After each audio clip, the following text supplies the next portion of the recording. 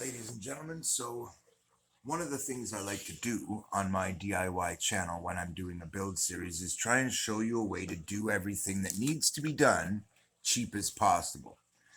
And up until today, I couldn't really think of anything else to show you. I mean, I've taught you how to build a bow, how to make it stronger, how to improve your materials or soften them.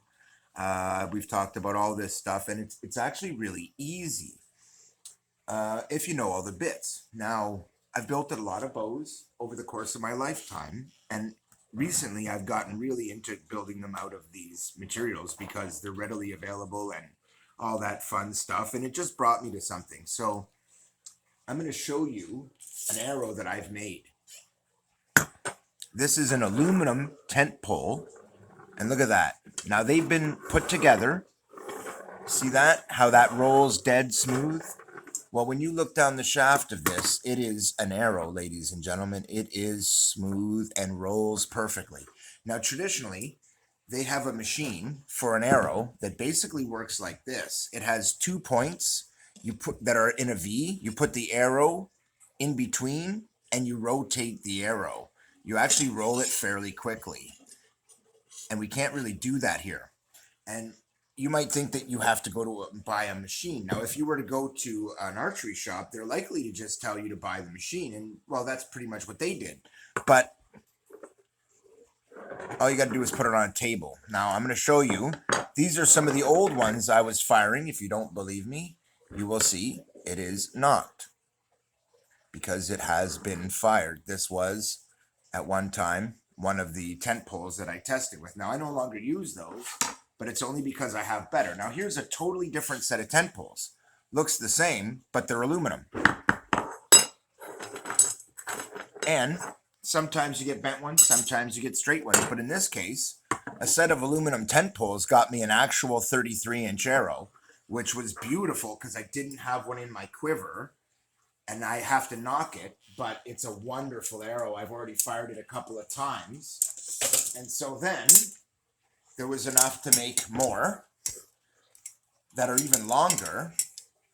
And look at the tips on these guys. They're wonderful tips. And they penetrate.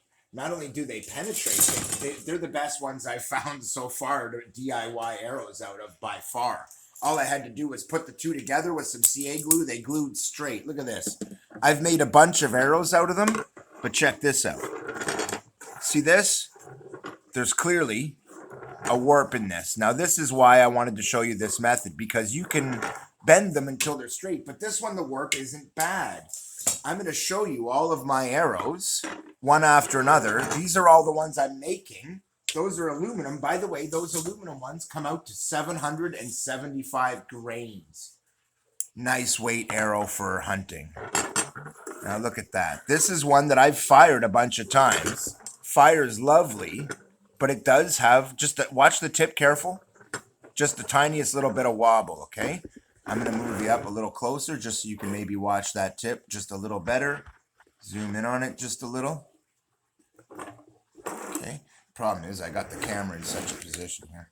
I basically interfering in it with the cables and all this stuff here. Hold on. See, I have to have it up here to roll it, so I've got obstacles and tape and other stuff in the way. Got to have a clean, level surface, and as long as you do, you can just roll it. And this really isn't very bad, was my point. None of these are actually very bad. And of the half a dozen of these I made out of a set of tent poles that you can see here, these are the discarded sections that I don't need. But out of that, I got half a dozen arrows that I can now cut to length. This one, the short one, this is actually the one I have fired. And it's right at the perfect length, really, for arrows. That I've been begging for them at this length. So let's just see here. So here's an arrow that I purchased. See that? That's a lot of difference. And these are 28. So you do the math. We got 29, 30, 1, 2. They are, in fact, 32-inch shaft with an extra half-inch for this guy. And that is a really nice length, guys. So let's take a look at a couple of my arrows that I purchased because these are actually decent arrows. They, in fact, the two of them fly just perfectly. And when we talk about dialing in an arrow, you might think that those rules only apply to something that I DIY'd, but that's not true. Those two arrows are my best ones. They fly great. They're awesome. Here's my worst arrow. I said the shaft was bent.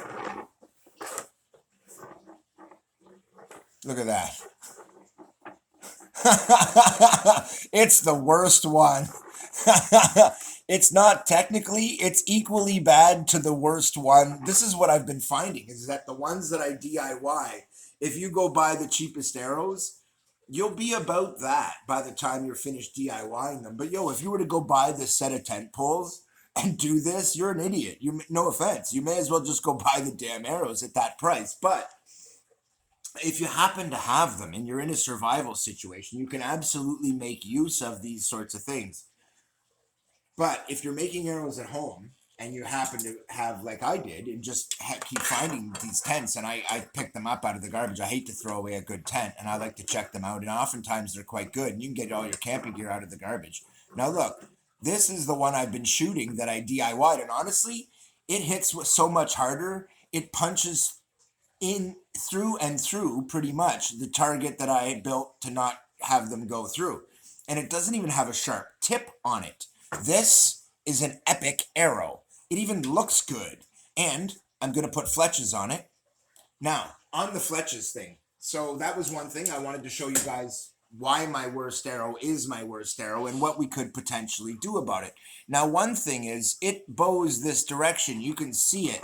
And if you really look closely at the tip adjusts in that direction. And the reason is, if I lay this arrow as it will be, you see this?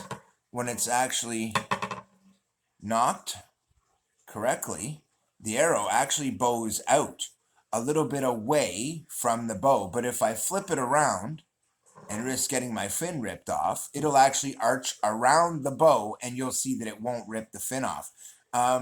Curved arrows are known to be pretty cool.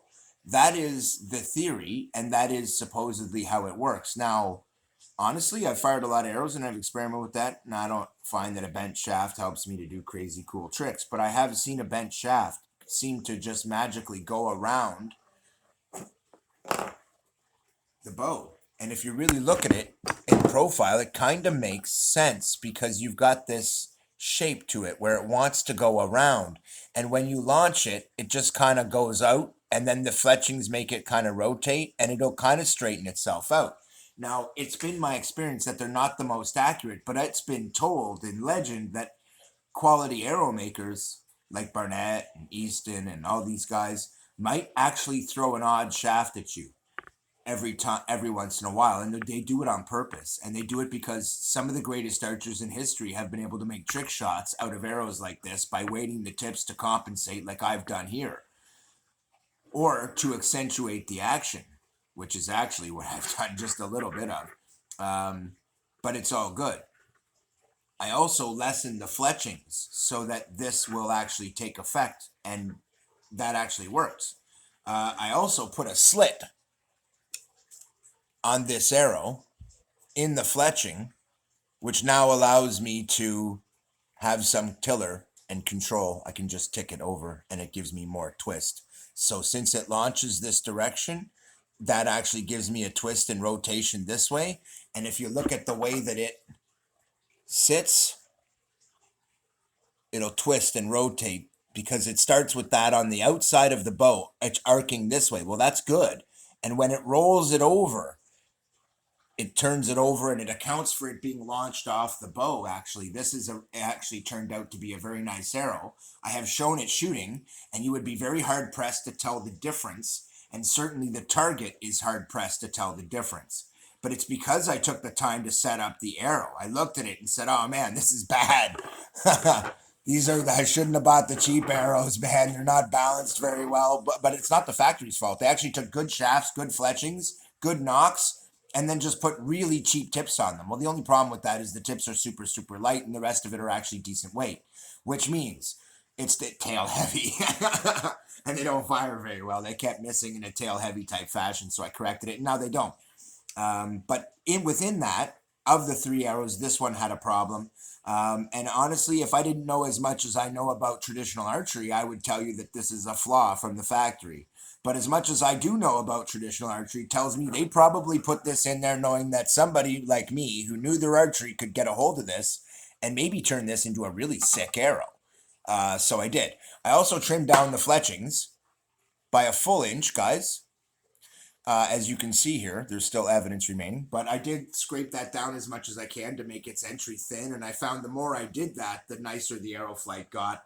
And at this point, you know, I showed a lot of me shooting with my worst arrow. That is why, because I have to learn to shoot this particular arrow because it has flaws from the factory, essentially. But those flaws can be beneficial and can actually be used to produce very accurate shots. In fact, because of the weight and the curvature of this and the forces involved with it overcoming the weight and the curvature to snap it over and roll it the other direction is actually a really good action in the wind. And if I was having wind coming from the left and it was shooting and I was rolling this bow into that, meaning this arrow is slightly bowed to the right as it gets launched. But when you overcome that and it arcs over to the left, that's a very strong motion. Once it gets past the midpoint, there's a lot of weight and physics directing that tip down, and it'll bring it back onto target even in really high winds.